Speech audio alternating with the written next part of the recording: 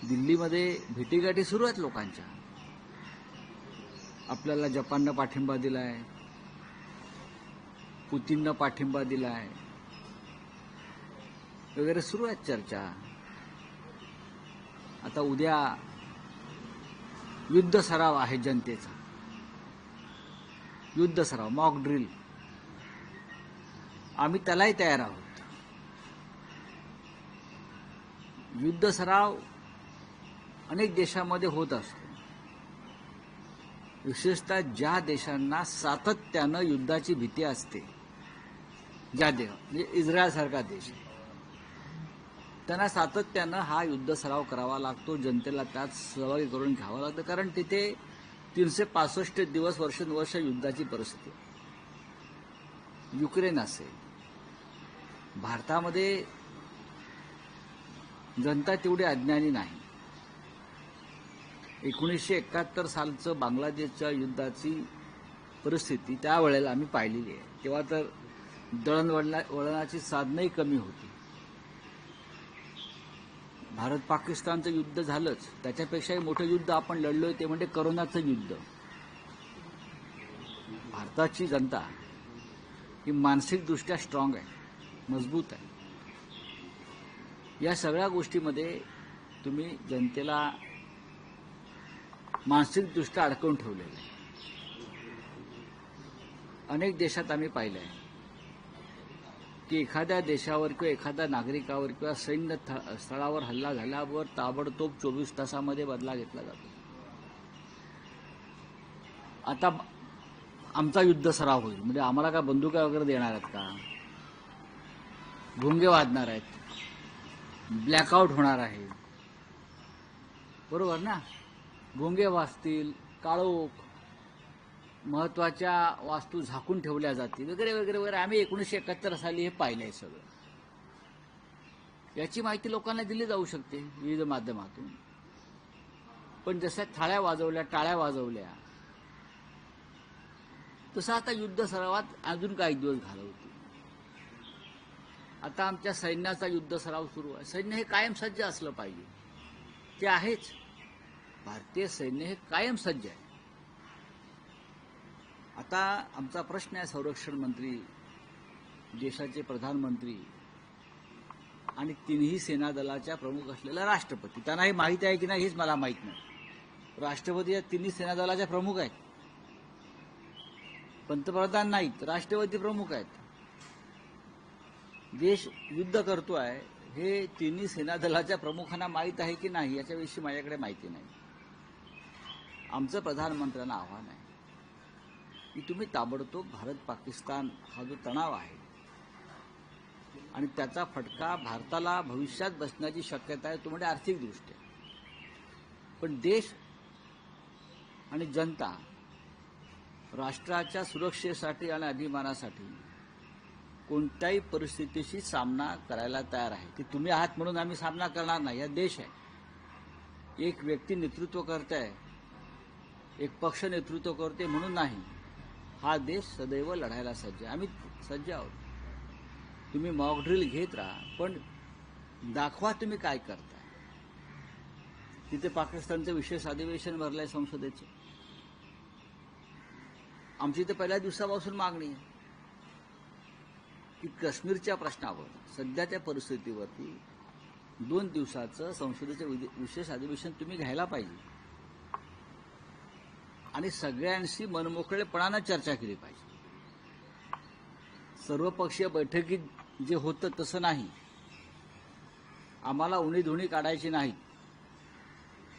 आम्ही तुमच्याबरोबर आहोत, म्हणजे सरकारबरोबर आहोत, आम्ही देशाबरोबर आहोत, आम्ही पक्षाबरोबर नाही. एखाद्या हा देश आमचा आहे, तुमचा जेवढा आहे म्हणताय तेवढा तो आमचाही आहे. आणि म्हणून या सगळ्या गोष्टीचा विचार करताना एकदा काय ते आरपार होऊन जाऊ द्या ना. किती दिवस तुम्ही अशी टांगती तलवार ठेवणार आहात? आणि पुढली जी परिस्थिती निर्माण होईल त्यासाठी तुम्ही आतापासून या देशातल्या सर्व पक्षांना विश्वासात घेऊन काम केलं पाहिजे. युद्ध करणं सोपं असतं, पण युद्धानंतर जी परिस्थिती निर्माण होते एखाद्या देशामध्ये, जी युक्रेनमध्ये झालेली आहे, जी अफगाणिस्तानमध्ये झालेली आहे, जी इराणमध्ये आहे, युद्धानंतर अनेक अडचणींना देशाला तोंड द्यावं लागतं. त्याच्या तयारीसाठी तुम्ही देशातल्या समस्त राजकीय पक्ष, विरोधी पक्षांना बरोबर घेऊन काम करणं गरजेचं आहे. पण हे सगळं करण्याआधी देशाचे गृहमंत्री अमित शहा जे अपयशी गृहमंत्री आहेत त्यांना पुढली परिस्थिती सांभाळता येणार नाही, हे मी परत सांगतो. त्यांना पदावरून हटवायला पाहिजे. राउत साहब, यही बात हिंदी में जानना चाहेंगे कि जिस तरह युद्ध के आगाज भारत भूमि पर दिख रहे हैं, कल मॉक ड्रिल होने वाला है, पूरी तैयारी है सरकार की। मॉक ड्रिल तो होती रहती है। जिस देश में युद्ध की स्थिति पैदा होती है और जिस देश को युद्ध का अनुभव नहीं है, हमको तो 1971 का युद्ध का अनुभव है, बाद में कारगिल का अनुभव है। कारगिल का युद्ध एक जगह पर हो गया था, लेकिन अगर पूरा देश युद्ध का सामना कर रहा है तो इस प्रकार से मॉक ड्रिल अगर सरकार करना चाहती है तो ठीक है। लेकिन मॉक ड्रिल क्या होता है?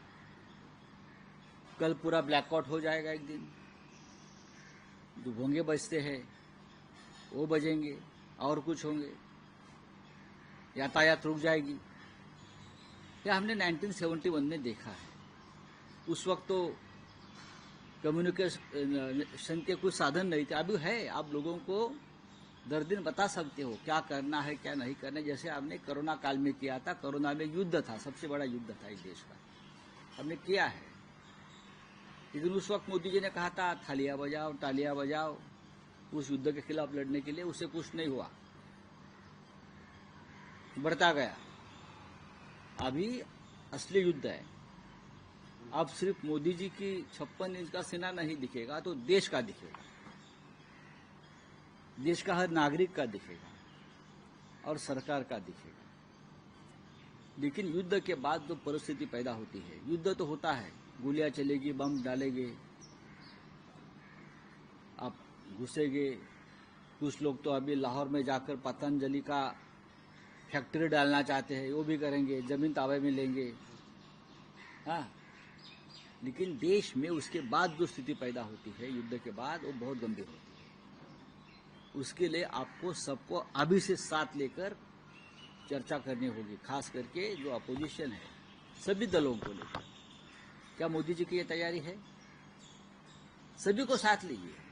अगर आप सचमुच युद्ध करना चाहते हो, मॉक ड्रिल में युद्ध करना चाहते हो, तो सबको साथ लेना चाहिए। आपको सबसे बातचीत निरंतर करनी चाहिए। राहुल गांधी जी ने कहा है कि विशेष सत्र बुलाइए, हमारी ये मांग पहले से रही है, बातचीत करिए।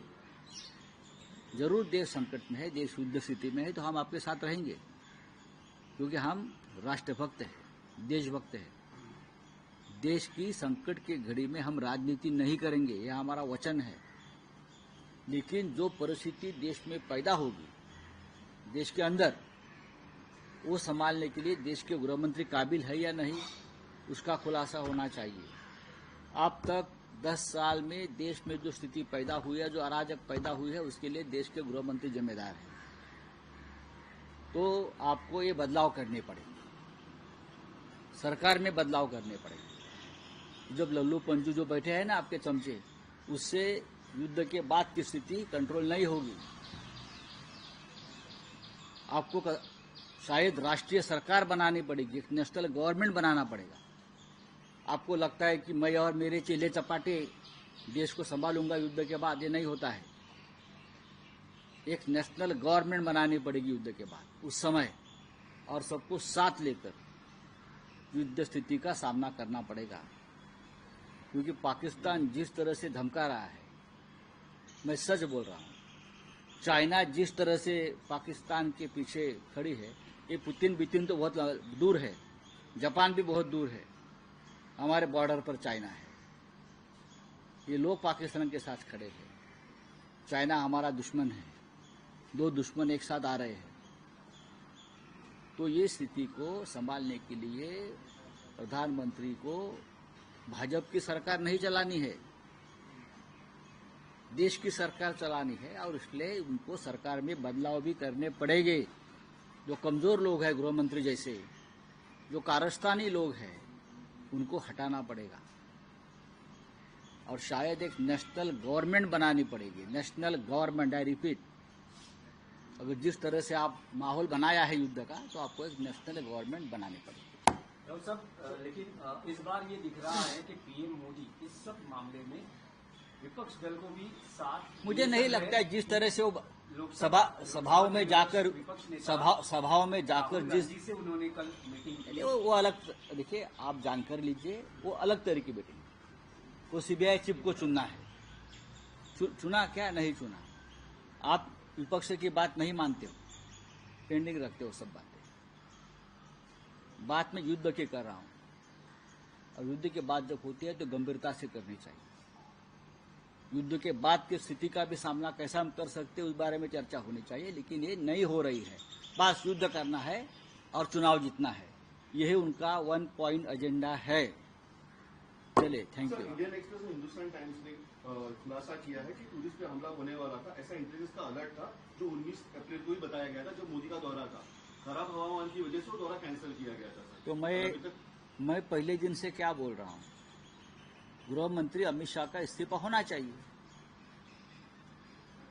इंटेलिजेंस फेल्योर है, ये पहली बात। अगर इंटेलिजेंस ने खबर दी है और फिर भी वहां कोई व्यवस्था नहीं है सुरक्षा की, तो जिम्मेदार कौन है? गृह मंत्री अमित शाह जी है। तो सबसे पहले अगर देश को सुरक्षित रखना है तो अमित शाह का इस्तीफा लेना चाहिए। पुलवामा में यही हुआ है और पहलगांव में भी यही हुआ है। ऐसे व्यक्ति गृह मंत्री पद पर क्यों बैठेगी, क्यों बिठाया है, क्या रहस्य है, ये बताइए आप। बात इंटेलिजेंस फेल्यूर की भी है, और बात इंटेलिजेंस ने खबर देने के बाद भी कुछ नहीं किया है गृह मंत्रालय ने, तो Amit Shah total failure, home minister. ऐसे व्यक्ति को देश के गृह मंत्री पद पर रखना, इंटरनल सिक्योरिटी ऐसे व्यक्ति के हाथ में रहना देश के लिए ज्यादा खतरे की घंटी बजाने वाली बात है। डॉक्टर साहेब, एक प्रश्न आहे की मुख्यमंत्री देवेंद्र फडणवीस काल दिल्लीत होते, अमित शहांबरोबर त्यांची बैठक झालेली आहे, अनेक विषयांवर जेव्हा माझ्याकडे चर्चा होते, त्या बैठकीची पूर्ण माहिती आहे, पण मी आता जर तुम्हाला काही सांगितलं तर हे जे गांभीर्याने मी तुम्हाला जे आता बोललो आहे युद्धाविषयी, त्याच्यावर पाणी पडेल। मी 1-2 दिवसात त्या बैठकीविषयी आणि महाराष्ट्राचे काय म्हणतात ते तुमचे अस्वस्थ आणि अशांत उपमुख्यमंत्री यांच्याविषयी काय निर्णय झालेला आहे